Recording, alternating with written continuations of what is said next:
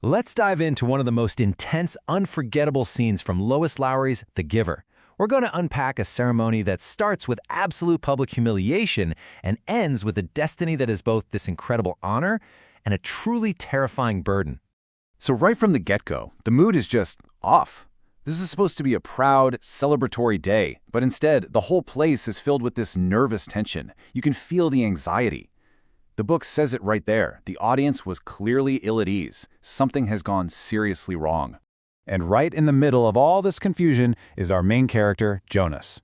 For him, this isn't just awkward. It's pure humiliation and terror. I mean, can you imagine? You're sitting there watching every single one of your friends get their life's work assigned to them, and then they just skip you. The ceremony ends, and you're just left there. His brain basically shuts down, leaving only those two raw feelings. Then, something happens that is completely unheard of in this community. The chief elder, the most powerful person there, stops everything. She gets up and actually apologizes, not just to everyone, but directly to Jonas for causing him so much distress. And this is a huge deal. In their society, everything is about order and predictability. So a moment like this, it's a crisis that needs to be fixed publicly from the very top. Jonas is called up to the stage, and you can just feel how heavy his feet are. And as he's standing there in front of everyone, the chief elder says the words that confirm his absolute worst nightmare. Jonas has not been assigned. In a world where your assignment is your purpose, those words mean you're a failure. You have no place. It's devastating. But then, one single word just flips the entire script. It turns that despair into total confusion. The chief elder clarifies that Jonas hasn't been assigned because he has been selected. And you can just imagine the ripple that goes through the crowd. They're just as confused as Jonas is. What in the world does that mean? And this is the key difference, right? Being assigned is the normal, predictable path for literally everyone else. It's the system. But being selected, well, that's a whole other universe. It's an incredibly rare, unanimous decision by the elders for a role so special it exists outside the normal rules of society. This isn't just getting a job, it's being chosen for a destiny. So what is this big destiny? Jonas has been selected to be the next receiver of memory. And at that moment, you hear this collective gasp from the crowd. It's a sound of pure shock and awe. This is without a doubt the most honored role in their entire world. He's the one person who holds all the memories of the past. It's kind of strange, isn't it? In a community that's built on sameness and forgetting, they choose one person to remember everything. But here's the thing, this incredible honor has a pretty dark history. The chief elder explains that the last time they did this, 10 years ago, it was a failure. A failure that caused the whole community terrible discomfort. So the stakes this time, they're astronomically high. They had to be so careful because, as she puts it, they just could not afford another failure. So why Jonas? Out of everyone, what makes him the one person they think can handle this huge responsibility, especially with that past failure looming over them? Well, the chief elder explains that the choice had to be perfect, and that Jonas has 5 essential qualities they were looking for. Okay, so let's run through them. First up, intelligence. Makes sense, he's a top student. Then, integrity. He's honest, he owns up to his mistakes. Third, courage. And we're about to find out just how important that one is. Fourth is wisdom, or at least the potential for it. And then there's the fifth, and by far the most mysterious one, the capacity to see beyond. This is where it gets really interesting. The chief elder admits that even she doesn't fully understand this quality.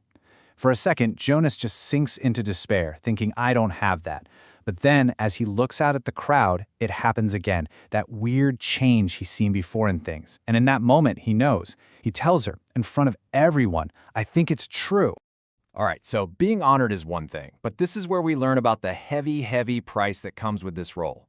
The whole tone of the ceremony shifts as the chief elder starts to reveal the huge sacrifices the receiver has to make. And here it is. This is what that courage was all about. His training involves pain. Not just any pain, but physical pain on a level that nobody else in the community can even imagine. That's the core paradox, right? For everyone else to live a comfortable, painless life, one person has to bear all of it. And you can feel that first flutter of real fear starting inside Jonas. And the costs just keep piling up. He's going to be alone, set apart from everyone. His training is secret. No one can watch or help him. He has to face this unimaginable pain, all while knowing the person before him was a failure. And what does it all add up to? He has to give up his childhood. Everything that makes him a kid, one of them, is now gone. And then the chief elder says this final, chilling line. It's so formal, so final.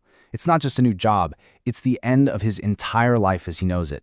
With just 6 words, his childhood is officially over. And he's just standing there, alone on the stage, a boy no longer. So as the ceremony finally wraps up, Jonas is facing the crowd, and his future is a complete blank. His mind is just a swirling mess of emotions, and that's when the community starts to react. It starts really small, just a whisper. One person, then another, just murmuring his name. It's this quiet, hushed sound that slowly starts to spread. And the chant starts to build. It gets louder. It gets faster. It becomes this rhythm of acceptance, this heartbeat of the community, all of them embracing him in this new, awesome, and frankly scary role. Finally, it's just this powerful, unified wave of sound. The chant of his name isn't just noise. It's their way of trying to give him strength. It's them showing the respect for the incredible sacrifice he's about to make for all of them. And as Jonas is listening to this, he's filled with these 2 massive, contradictory feelings. On one hand, he feels this wave of gratitude and pride because they've accepted him. But on the other hand, there's this deep, overwhelming fear of what all of this really means. So he's left standing there, right on the edge of a new life. He's been given the greatest honor imaginable, but it's come at the highest possible cost. He has the support of his entire world, but he has to walk his path completely alone. The ceremony might be over, but his real journey has just begun, leaving us all with one huge question. What was he about to become? Or maybe more importantly, what would become of him?